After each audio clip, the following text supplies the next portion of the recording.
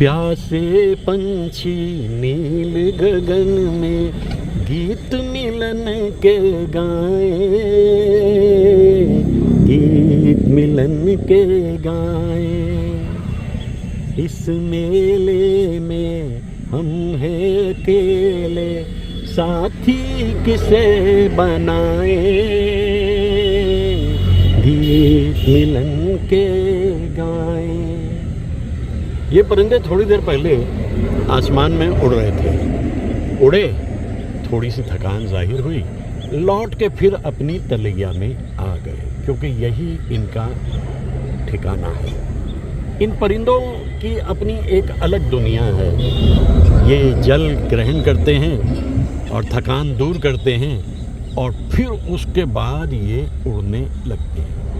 इस झील में दिखता हुआ इनका अक्स बड़ा मधुर दिखाई देता है। परिंदों की दुनिया भी क्या दुनिया है, कोई बंदिश उन पे है ही नहीं। और परिंदों का मजहब तो देखिए, इसमें रश्क नहीं होता। कभी मंदिर पर जा बैठे, कभी मस्जिद पर जा बैठे। इन्हें कौन सा कहीं किसी किस्म से कोई किसी से सलाह मशवरा लेना है। लेकिन कितने खूबसूरत परिंदे हैं। कभी कभी जब मैं अपने दिन को शुरू करता हूँ और इस अंदाज में दिन शुरू होता है तो भाई मन प्रफुल्लित हो जाता है। और इन परिंदों की दुनिया देखकर फिर मैं कहने लगता हूँ, परिंदों की नगरी में आ गया हूँ मैं, आ गया हूँ। ये रानाइयाँ देख चकरा गया हूँ मैं। अच्छा, सच ये है कि जो भी कुछ ये लोग कर रहे हैं ना, ये सब बेवजह है। इसके पीछे इन्हें कुछ प्रूव नहीं करना, इसके पीछे इन्हें कहीं पहुँचना नहीं। इन्हें सिर्फ जीना है, आज़ादी से जीना है। और उस आज़ादी से जीने की ख्वाहिश अगर इंसान के मन में आती है तो फिर पता चलता है कि रास्ता बड़ा दुश्वार है। क्योंकि एक और उड़ान लेकर फिर जब ये यहाँ से दूसरी तरफ चले जाते हैं तब भी ये इतने ही मधुर दिखाई देते हैं। खिलवाड़ कर रहे हैं इस वक्त, ये खिलवाड़ कर रहे हैं। इनको बहुत मज़ा आ रहा है। और दरअसल ये एक तरह से जैसे इंसान का बचपन होता है ना, उसमें कोई वजह नहीं होती खुश होने की, इसी तरह से ये परिंदे खुश हो रहे हैं। और जैसे जैसे उम्र बढ़ती है, हर बात के पीछे वजह का ढूंढना इंसान की फितरत बन जाती है। नतीजा ये निकलता है कि ज़िंदगी कितनी बोरिंग हो जाती है। और सच ये कि दुनिया फिर काबिल बर्दाश्त रहती है। तो सुबह सुबह परिंदों को देखना खुश कर गया मुझे तो। लेकिन अभी तो सफ़र तवील है, आगे बढ़ना है।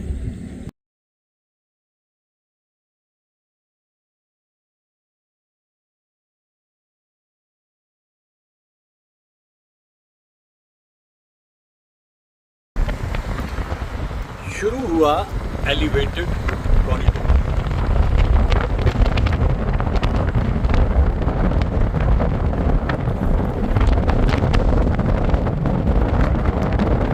ये बड़ी कमाल की बात है, इतना आसान कर दिया देहरादून जाना।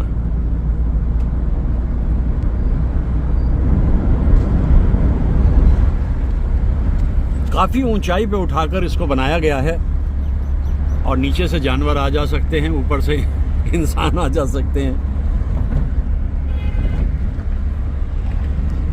खूबसूरत ख्याल है बहुत। ये चलता चला जा रहा है एलिवेटेड कॉरिडोर। कभी सोचा नहीं था इतनी सुविधा मिल जाएगी देहरादून जाने के लिए। अब ये सारे रास्ते इसी तरह चलता जाएगा, कभी बल खाता हुआ इधर को, कभी बल खाता हुआ उधर को। ये करिश्मा है अपने आप में, जंगल के बीच से गुजरने का। और जानवरों को उनका आराम मिलता रहे, इत्मीनान से रहें वो। इसके नीचे पुल के उनका इलाका है। ये कहलाता है मोहंड का जंगल। तो मोहंड का जंगल वो उधर भी और इधर भी, दोनों तरफ। और सामने फिर आपका एक्सप्रेसवे चलता चला जा रहा है, जिसे कहते हैं एलिवेटेड कॉरिडोर। कितना खूबसूरत अंदाज में कारीगरी की है कारीगरों ने मिलकर।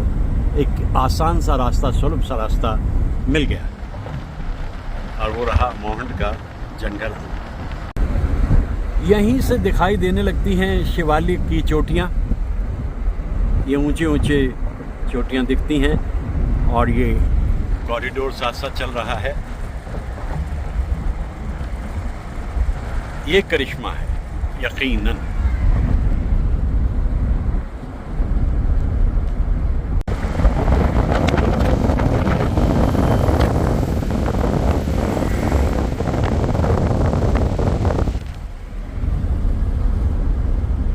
वो सामने शिवालिक की चोटियाँ दिखती रहती हैं और ये दौड़ा चला जा रहा है एलिवेटेड कॉरिडोर।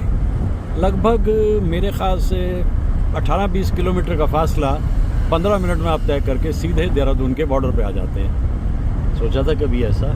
नहीं सोचा था।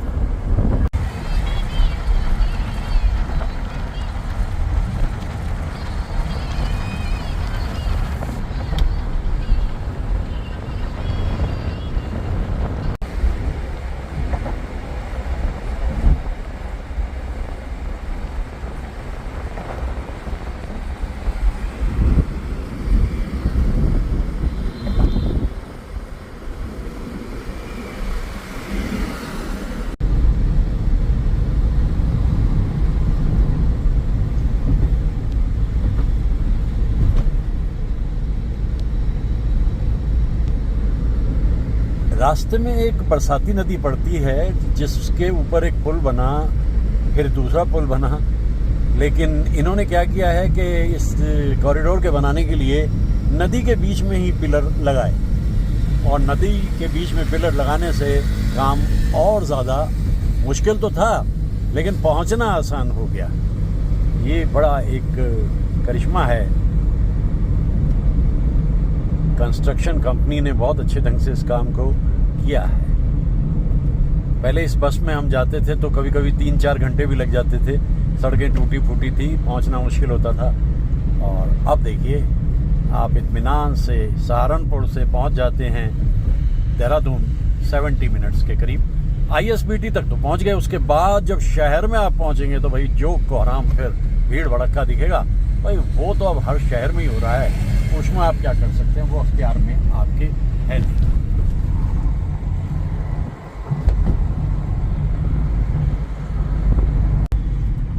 और ये आप आए उत्तराखंड में पहुंच गए। उत्तराखंड में आपका स्वागत है। ये टनल जो है बस इसके बाद तो आप पहुंच गए। ये भी नई टनल बनी है, इससे पहले एक और टनल बनी थी। पर्वतों को खोद कर उनके नीचे सुरंग बनाना ज़रूरत बन गई थी तो इसलिए बना दी गई। लेकिन अब आप सोचिए कि पता भी नहीं चला कि आप कब पहुंच गए देहरादून।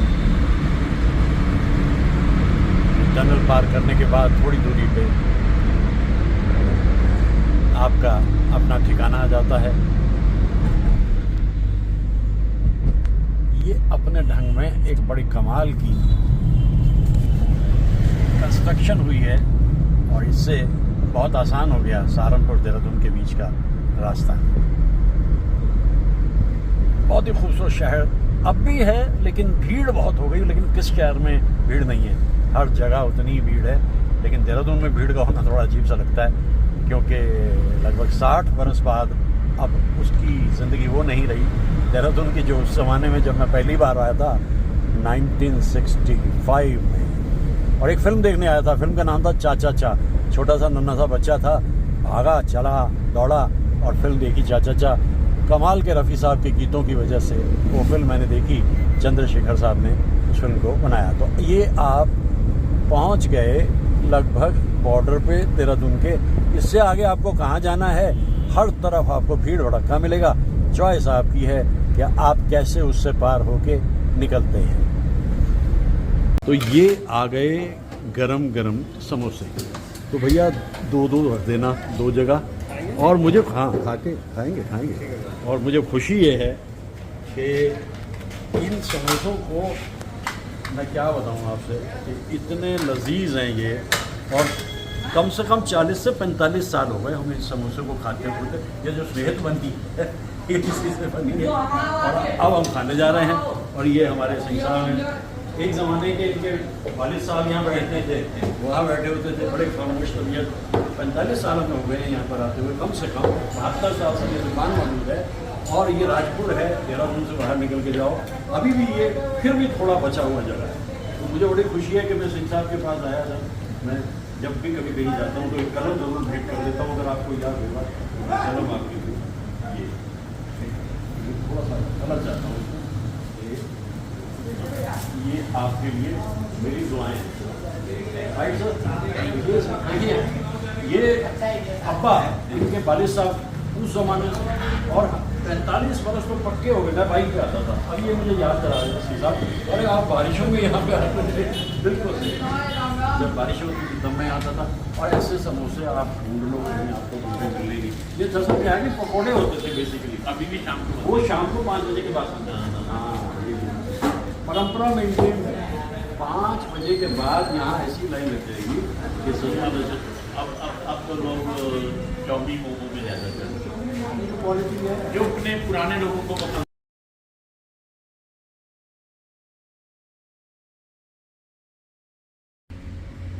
1953 में एक फिल्म बनाने जा रहे हैं अमीय चक्रवर्ती, अच्छे खासे जाने पहचाने प्रोड्यूसर डायरेक्टर थे, और देव साहब को उसमें ले रहे हैं, देवानंद साहब को, और उषा किरण को ले रहे हैं।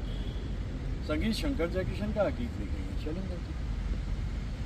तो कहीं उन्होंने कुछ पढ़ते हुए शैली के बारे में, रोमांटिक पोइट के बारे में, वहाँ एक लाइन पढ़ी उन्होंने, our sweetest songs are those that tell of sad. यानी इसका ख्याल जो उन्होंने अपने मन में किया वो तो किया, लेकिन उन्होंने फिर शैलेंद्र जी से कहा, भाई ये एक पंक्ति मैंने पढ़ी है, अब आपने इसका तर्जुमा करना है। शैलेंद्र जी ने कहा हू बहू या थोड़ा थोड़ा मिलता हुआ। उन्होंने कहा नहीं हू बहू। और फिर शैलेंद्र जी ने लिख के दिया है, सबसे मधुर वो गीत जिन्हें हम दर्द के सुर में गाते हैं। तो ये गीत उन्होंने लिखा। एक बात जाहिर होती है कि गीतों में जब दर्द छलकता है तो विरह उपजता है। गायक के दिल में अगर मोहब्बत का बीता हुआ कोई अफसाना जन्म ले रहा है तो फिर उसके गाने में कुछ और ही बात होती है। इसीलिए मुकेश साहब के गीतों को जब मैं गाता हूँ, आहों से कब पत्थर पिघला, क्या कुछ करती आह मेरी, उनकी मंजिल और कहीं थी, और कहीं थी राह मेरी, रह गए दिल में मोहब्बत के अरमां, ऐ मेरे दिल सुन मेरी जान, रह गए हम तुम चले गए मेहमान, अब वो खुशी वो दिन का जल्दी बहारें, रह गया वीरान। दर्दीला गीत है, शैलेंद्र जी का लिखा हुआ। अब जिस तरह से ये तुतली मेरे आसपास घूम रही है, खुशी भी इसी तरह से होती है। कुछ देर रहती है, उसके बाद फिर चली जाती है, और फिर आप गाने लगते हैं, सजनवा बैरी हो गए हमार, चिट्ठिया हो तो हर कोई बाँचे, भाग न बाँचे कोई, करमवा बैरी हो गए हमार। सुनी वीरान सी राहों पे, पथरीले रास्तों से होती हुई ज़िंदगी जब आगे बढ़ती है, बिछड़ जाने के बाद फिर ऐसे ही बीत जाता है। और शैलेंद्र जी जब अचानक हवा चलने लगे ठंडी ठंडी सी, और यादें करवट लेने लगे, तो फिर लिखते हैं, झूमती चली हवा, याद आ गया कोई बुझती बुझती आग को फिर जला गया कोई झूमती चली हवा। अब ये झूमती हुई जो हवाएं हैं ये बहुत कुछ याद दिला देती हैं। और संगीतकार चाहे कोई भी हो, एस एन त्रिपाठी हो, शंकर जयकिशन हो और कोई भी सलिल चौधरी हो, धुन ऐसी बनाते थे कि मुकेश साहब के लिए बहुत आसान हो जाता था उन भावनाओं को समझना। साजन मेरे आए धड़कन बढ़ती जाए, नैना झुकते जाए, घूंघट उठता जाए, तुझसे क्यों शर्माए, आज तेरी परछाई कैसे मनाऊं पिया, बिन मोहे एक नहीं, आई मिलन की बेला, घबराऊं मन माही, कैसे मनाऊं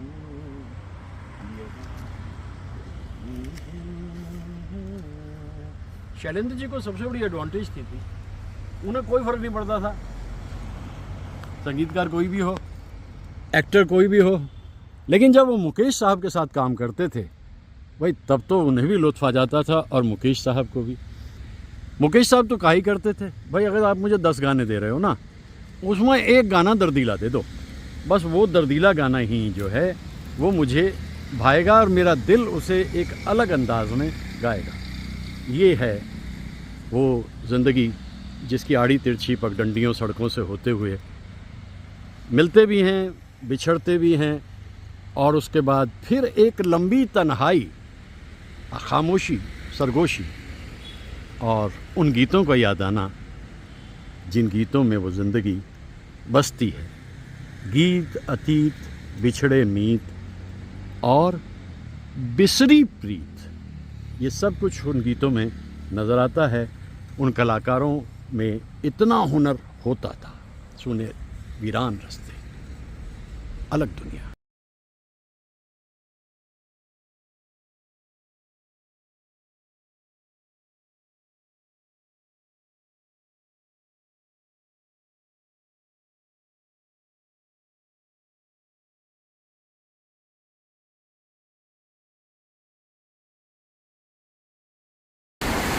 हसीन चंपई पैरों को जब से देखा है, नदी की मस्त अदाएं बुला रही है तुम्हें, खामोशियों की सदाएं बुला रही हैं तुम्हें, ये वादियाँ ये फिजाएं बुला रही हैं।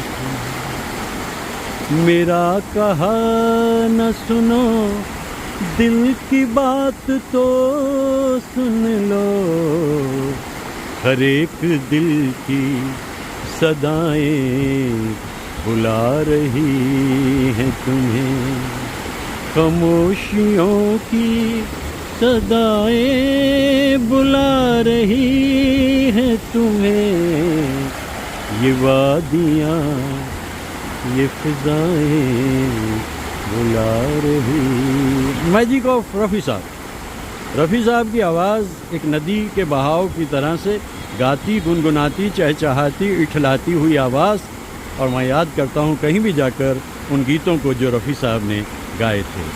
ला ला ला ला ला, साहिर साहब के अल्फाजों, रवि साहब की धुन हो, रफ़ी साहब की आवाज़ हो, भाई क्या कहने, गीत तो ऐसा बनता है कि आप उसको गाते रहें, गुनगुनाते रहें और महसूस करें वो दौर जो था कितना पीछे रह गया। ये दौर जो है इसकी तुलना तो कर ही नहीं सकते हम उससे, क्योंकि वो महकता हुआ दौर मेरे मन के हमेशा करीब रहता है। 50s और 60s का हिंदी सिनेमा और उससे जुड़े हुए न जाने कितने सारे गीत।